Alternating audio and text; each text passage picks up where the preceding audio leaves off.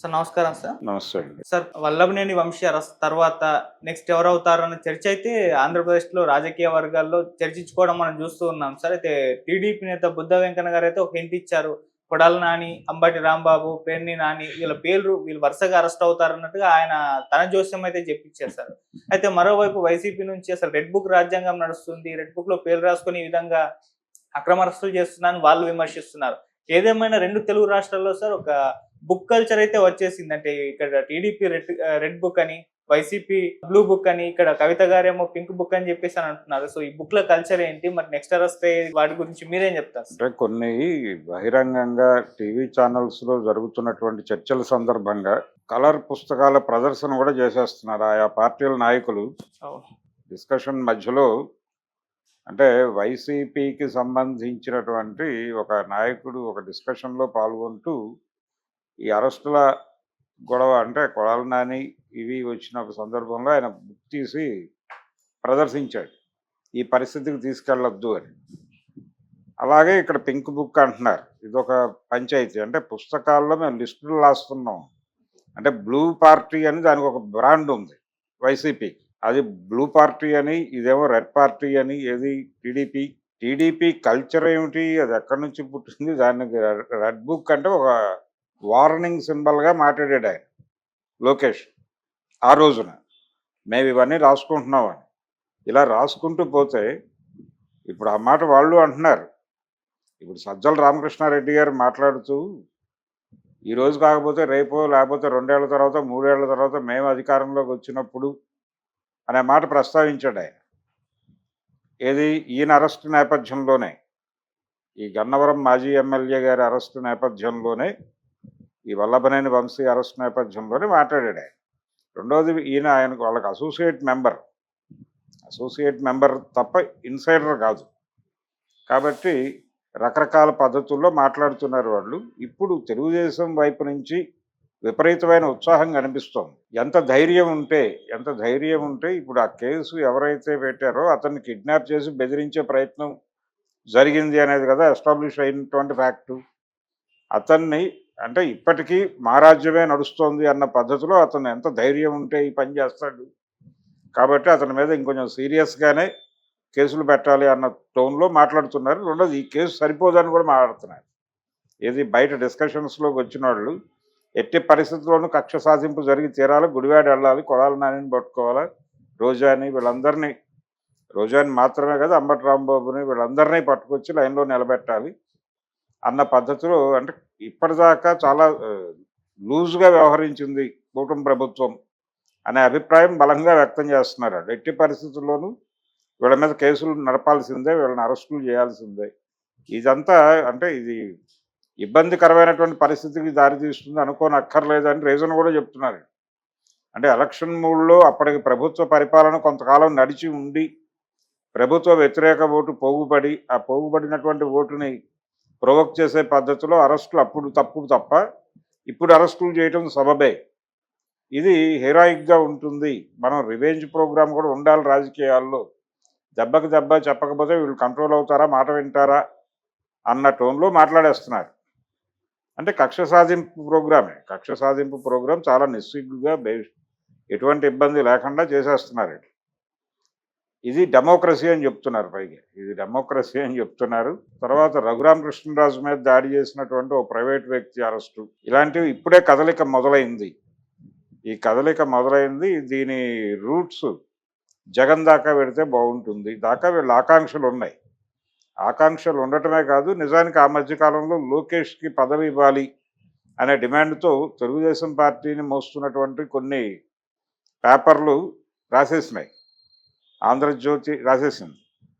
రాసేయటం వెనకాల ప్రోగ్రాం కూడా ఇదే. అంటే ఏపీలో కేసులు పెడతారు తప్ప అరెస్టులు జరగవు అని వెటకారంగా కూడా మాట్లాడేశారు వారు ఆంధ్రజ్యోతి పేపర్ నుంచి. సో ఈ ధోరణి ఉంది. అందుకని వాళ్ళు చాలా సంబరాలు చేసుకుంటున్నారు నిజానికి. వల్లభనేని వంశీ అరెస్టు, ఆయన వ్యవహరించిన తీరు, అలాగే అక్కడ లోకల్ ఎమ్మెల్యే కూడా సెలబ్రేటివ్ టోన్‌లోనే ఉన్నాడు ఆయన. మరింతగా అంటే ఇది చాలదు. ఈ తెలుగుదేశం పార్టీ కార్యాలయం మీద దాడి మాత్రమే కాదు, ఇంకా అనేక అక్రమాలు జరిగినాయి. అంటే ఆయనతో తెలుగుదేశం పార్టీని వీడి రాలేదని ఒక ముస్లిం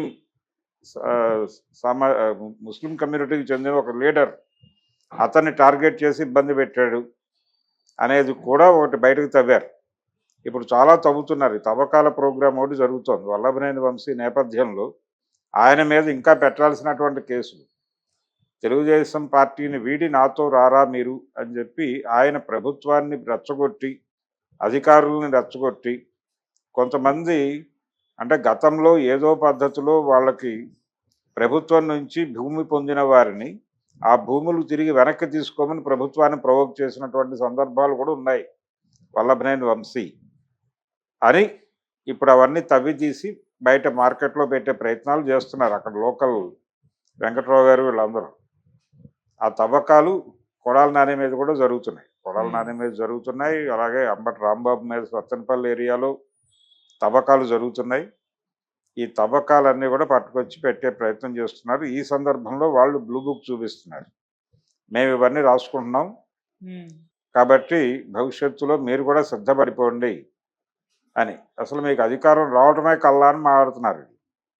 అయిపోయింది, మీకు ఒక అవకాశం ఇచ్చారు, ఒక ఛాన్స్ అన్నారు, మీరు ఒక ఛాన్స్ ఇచ్చేసారు, అయిపోయింది, ఇంకా మీకు జీవితంలో లేదు, మీరు అలా చేసుకున్నారు కాబట్టి మీకు ఇంకా మాట్లాడే రైట్ లేదు అని లెవెల్లో వీళ్ళు టీవీ డిస్కషన్స్లో మాట్లాడేస్తున్నారు.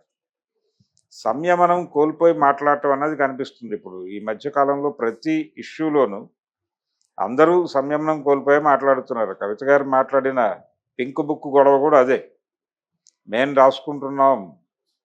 ఇది ఇప్పుడు పుస్తకాల గొడవగా మనకు కనిపిస్తోంది. కానీ గతంలో తెలుగుదేశం పార్టీ అధికారంలో ఉండగా అంటే 2014లో తెలుగుదేశం ప్రభుత్వం ఏర్పడిన సందర్భంగా ఒక ఎయిర్పోర్ట్లో జగన్మోహన్ రెడ్డిని ఆపారు, వైజాగ్లోనే. ఆపిన సందర్భంగా ఆయన కూడా అధికారుల మీద ఈ భాషే వాడాడు. ఎంతకాలం ఉంటారనుకుంటున్నారు మీరు, రేపు వచ్చేది మా ప్రభుత్వమే, అప్పుడు మేము మీ పేర్లన్నీ మాకు గుర్తుంటాయి అన్నాడు ఆయన ఆ రోజు. ఇలా చంద్రబాబు అరెస్ట్ జరిగినప్పుడు కూడా ఈ మాటలు మాట్లాడాడు టీడీపీ వాళ్ళు. ఎవరెవరు వెళ్ళారో వాళ్ళందరూ గుర్తుంటారు మాకు అని. ఈ గుర్తుపెట్టుకోవడం, రికార్డు చేసుకోవడం, రాసుకోవడం, కక్ష సాధింపు చేయటం అనేది ఓపెన్ ఏరియాలో మాట్లాడేస్తున్నారు. ఇబ్బంది పట్టలేదు, అది కల్చర్గా మార్చేసేటువంటి ప్రయత్నం చేస్తున్నారు. డెమోక్రసీలో ఈ కక్ష సాధింపు రాజకీయ కల్చర్ వచ్చేస్తే, ఈ సంస్కృతి విస్తరిస్తే మరింత ప్రమాదకరంగా తయారవుతుంది. జరుగుతాయి కూడా, కానీ ఇది ఓపెన్గా చెప్పేసుకుంటున్నారు. ఇప్పుడు ఆయన అంటే విజయవాడ నుంచి టీడీపీ లీడర్ ఒక ఆయన మాట్లాడుతూ లిస్టు ప్రకటిస్తున్నాడు. ఆయన ఈ లిస్టు ప్రకటించడం అనేది ఎక్కడి నుంచి మొదలైంది ఈ కల్చర్ అనేది ఒక్కసారి వెరిఫై చేసుకుని ఓపెన్ ఏరియాలో మాట్లాడుతున్నాం అనే స్పృహ, అంటే హీరోయిక్గా వెళ్తున్నాం మేము అనుకుంటున్నారు. ఇది హీరోయిక్ కాదు, మీరు హీరోలు కాదు, మీరు ప్రజా సేవకులు, ప్రజలకు సేవ చేయడం కోసం రాజకీయాల్లోకి వచ్చామనే స్పృహ కలిగి బిహేవ్ చేయండి. మీరేదో పెద్ద మోనార్కుల్లాగా మేమే శాసనకర్తలము అన్న పద్ధతిలో బిహేవ్ చేస్తే రేపు పొద్దున బుద్ధి చెప్పే అవకాశం ప్రజలకు ఉంటుంది. కానీ వీళ్ళ ధోరణి చూస్తే అసలు ప్రజలతో సంబంధం లేకుండా మేము గెలుస్తున్నాం అన్న పద్ధతిలో కనిపిస్తున్నారు. ఓటర్ రహిత ప్రజాస్వామ్యం ఉంది ప్రస్తుతం, మేము క్యాలిక్యులేషన్స్ ప్రకారం మా పద్ధతిలో మేము పెడితే మేము గెలిచేస్తాం అన్న ధోరణిలో మాట్లాడుతున్నారు. ఈ లెవెల్ బలుపు పెరిగితే ప్రమాదం నాయకులకి, కానీ పెరిగిందంటే దీని వెనకాల రకరకాల భరోసాలు ఉన్నాయి. ప్రజల్ని మెప్పించాలని కూడా వాళ్ళు అనుకోవట్లేదు, ఓటర్ని మెప్పించాలని కూడా అనుకోవడం లేదు, ఇష్టం వచ్చినట్టు మారుతున్నారు. ప్రజలు కొంచెం సీరియస్గా రియాక్ట్ అయ్యి ఇలా మాట్లాడుతున్న వాళ్ళని బహిరంగంగా ఖండించడం మొదలు పెడితే తప్ప ఇలాగరు. ఇది కరెక్ట్ కాదు. ఎవరు చేసినా, ఎవరు మాట్లాడినా. సజ్జల రామకృష్ణారెడ్డి నిన్న ఆ మాట అన్నాడు ఓపెన్గా, మేము రావా రేపు అని.